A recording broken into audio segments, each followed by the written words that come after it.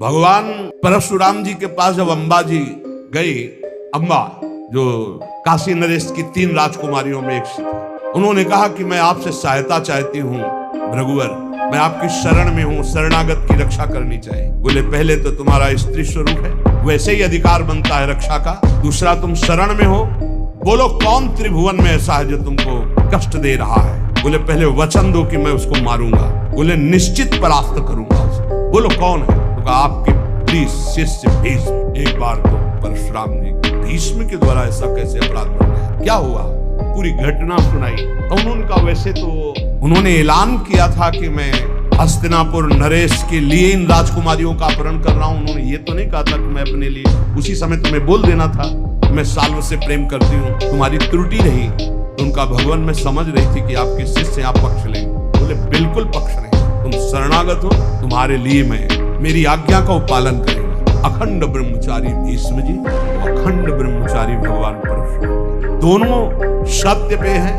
दोनों महान हैं, पर एक गुरु है एक शिष्य है। पर एक इच्छा का अनुमोदन कराने के लिए अपनी द्वेष वृत्ति का भगवान परशुराम जी का आश्रय लिया, इसलिए परशुराम जी कमजोर है। और सत्य का पालन करने के लिए धर्मनिष्ठ, इसलिए चेला बहुत जोरदार हो गए। भीष्म जी बुलाया भीष्म जी को बाहर हस्तिनापुर में, अर्घपाद्य आदि लेकर गए, प्रार्थना की, परिक्रमा की, दंडवत। बोले मेरी आज्ञा है अम्बा को स्वीकार करो। बोले कदापि गुरुदेव नहीं, क्योंकि सब कोई जानता है सत्य के आगे कुछ नहीं, और मैं सत्य प्रतिज्ञा किया हूं कि अखंड ब्रह्मचर्य रहूंगा, जीवन में कभी संतान उत्पन्न ही नहीं करूंगा। तो उनका युद्ध याम्बा, उनका युद्ध गुरुदेव से युद्ध, उन्होंने ही विविध प्रकार के दिव्यास्त्रों की शिक्षा भीष्म जी को दी थी जब गंगा जी ने, और गंगा जी ने और भी दिव्यास्त्र सिखाए थे जो परशुराम जी को भी पता नहीं थे। रोज युद्ध होता, पहले जाते परिक्रमा करते, साष्टांग दंडवत करते हो, कहते आशीर्वाद दीजिए विजयी भव का। बोले योद्धा तो मैं ही हूँ, तुम्हारा विपक्ष का मैं आशीर्वाद नहीं दे सकता,